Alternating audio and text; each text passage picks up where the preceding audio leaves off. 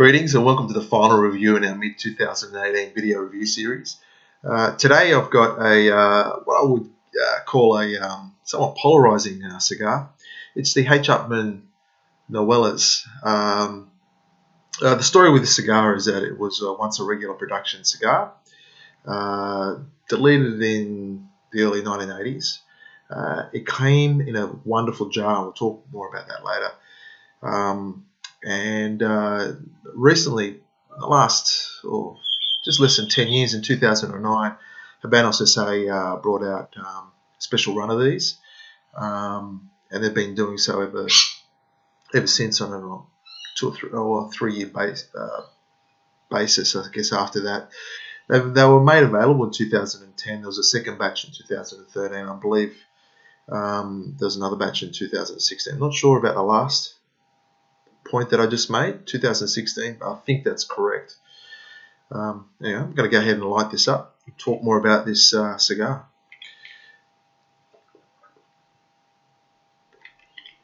Just on the cold draw, this cigar is from the 2010 batch, the initial run, so it's 8 years old now. So I'm a bit excited to smoke it, being that age. The cold draw had some distinctive notes of cedar or wood and like white pepper notes. You get that out of H. Upmann. H. Upmann tends to be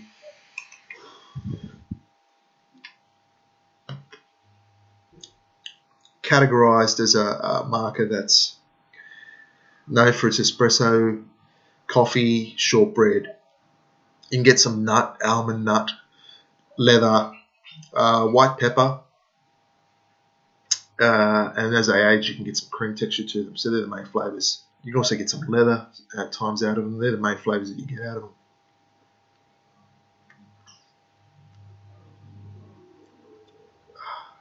Wow. Certainly some white pepper still there, even though it's 8 years old. Distinctive pepper notes, but it certainly has that shortbread and coffee flavour to it. I must thank Trevor for the opportunity to giving me this cigar and giving me the opportunity to review this cigar today. The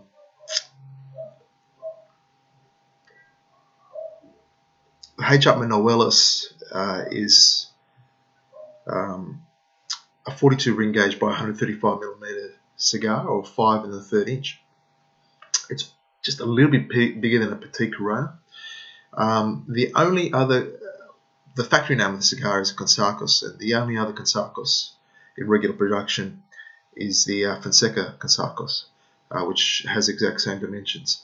Every other Consacos in the past has been deleted, most of them deleted in the 70s and 80s, maybe 1 or 2 went into the 90s, but pretty much they're all gone. As I said before, the H. Upmann Noellas was around until the early 80s. Came in a jar. That H. Upmann Noellas jar has been re-released with these re-releases of this cigar, and that jar in itself is considered amongst enthusiasts as a collector's item, and is sought after in regards to how they keep the humidity of the cigars in there. I would recommend that you'd still keep it in a controlled environment, but they're handy if you got cigars that are even slightly bigger than a Consacos size, like a Corona size, a Monte Cristo 3, which is I think 5.5 inch, around that mark, just maybe a bit bigger, 142mm in length, or Kitase Coronas. That jar can handle. I think you can put that cigar in those cigars in that jar. Now, I said at the beginning of the review that this was a polarizing cigar because when it first came out, it was a strong cigar. It very much full of espresso coffee, tad a little bit of shortbread, strong flavours.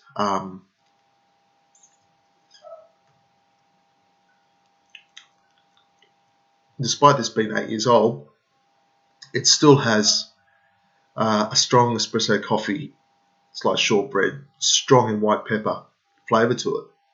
No sort of shortbread cream or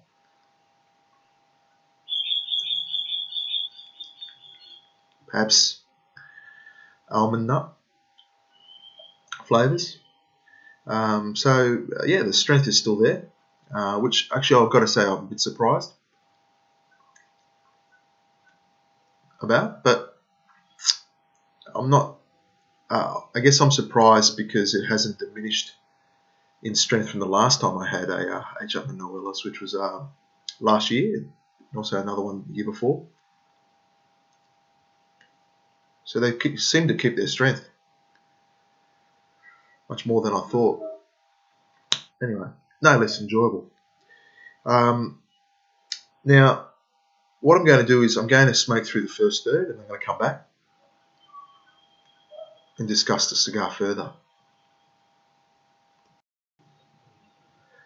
So coming up to the end of the first third, and I've been very, very fortunate with construction.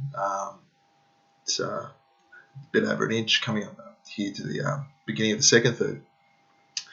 And look, again, I've been surprised by the amount of pepper in this cigar. Unlike most other H. Upmann that I would smoke, I guess. But it's quite interesting through the nose. Quite a challenge if you're not used to retrohaling, but yeah, it hasn't lost any of its flavour in 8 years in any way. The cigar, I'm just going to ash it. It's beautiful.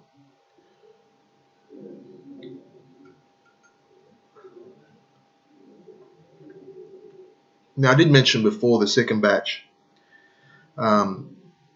just so that you know, there was conjecture about it, that the second batch was slightly different in blend to the first batch. I haven't sampled the second batch to make a decision on that. I've only ever had 2010 batch. But for me, every one I've had has been fairly consistent in being a slightly stronger H. Upmann.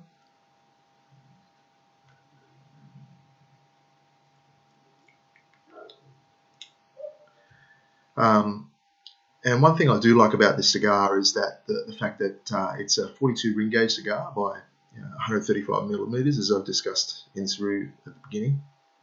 It's just a lovely, lovely size. I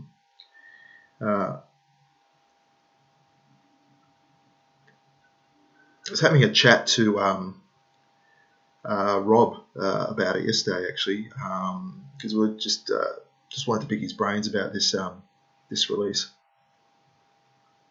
It was interesting what we were talking about. I guess about also say bringing it back in a collector's jar. I guess in a way you can't blame them from a marketing point of view, because if you compare it to the similar size, just a little bit smaller H. Upmann Petit Corona, there's only 5,000 boxes made of this in the first batch.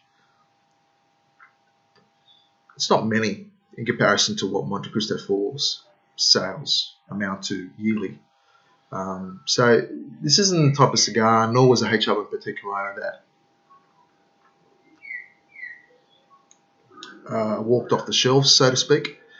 But what's interesting is that, and I must acknowledge Planetary in this, because if you search Friends of Urbanos forum in regards to polls like which marker do you have the most of in your humidor, or what is your favourite marker, Planetary has assisted in making spreadsheets in regards to those polls, and the number one marker that comes up continually is H. Upmann. H. Upmann is the most favoured brand on our forum, and tends to have the most sticks of the marker that has the most sticks in people's humidors. Now, our forum is made up of cigar smokers, cigar enthusiasts, traditionalists. It might not represent the typical person that might smoke cigars occasionally, but it's an interesting point to make nonetheless that H. Upmann is the most popular marker on our forum in polls that we do. So, having said that, what Vitolas in the H. Upmann marker are the ones that we tend to go for. And no, I don't think it was the Petit Corona, and it's not the Noellas. It'd be H. Upmann Connoisseur A or H. Upmann Half Corona, I suppose, would be the big sellers. Connoisseur ones, they're the main ones, I would say. Possibly H. Upmann number 2s.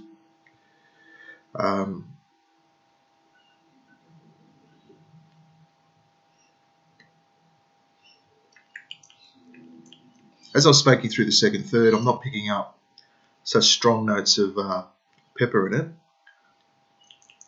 But certainly the coffee and the shortbread, the almond nut, it's in there, and its strength is just a touch over medium, which tells me that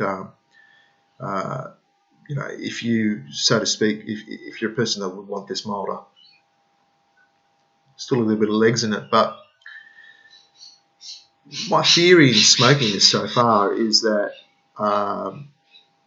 again, I never smoked H. Upmann Noellas from the 1970s or 1980s, and I doubt that there'd be too many people that on our forum that would have. But I can't help but wonder. The question I had in my mind while I've been smoking through this is, was a H. Upmann Noellas noted as being a stronger cigar or more peppery than your standard H. Upmann cigar?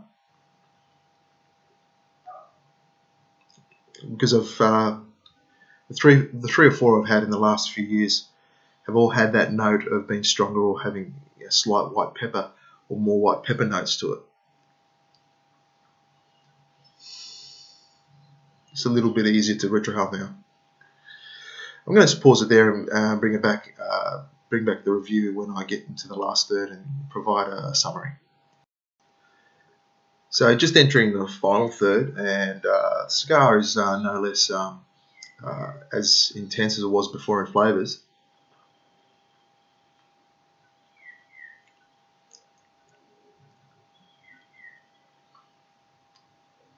And I did neglect to mention before the H. Upmann marker being the most popular marker on our forum.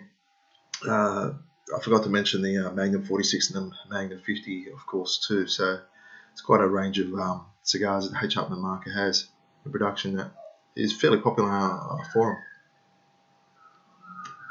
But I guess the purpose of this review is just to give you some more knowledge and some more background to the cigar. And if you do see it come up and you're interested in purchasing it, just be mindful that it's a slightly stronger H. Upmann.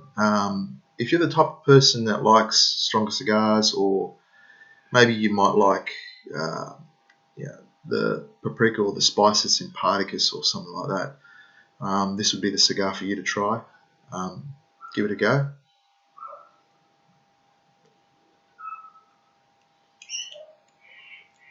But if you're expecting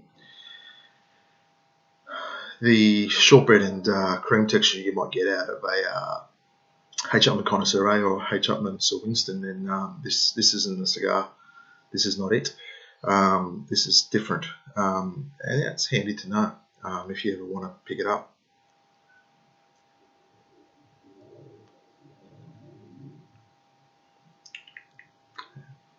Anyway, I wanted to thank you for your time and for this the videos that we've done throughout this mid-2018 video review series. I certainly hope that you've been able to glean some information from these videos, and I hope they've been of help in to help you with your decision making in regards to reaching for certain cigars that we might not necessarily reach for.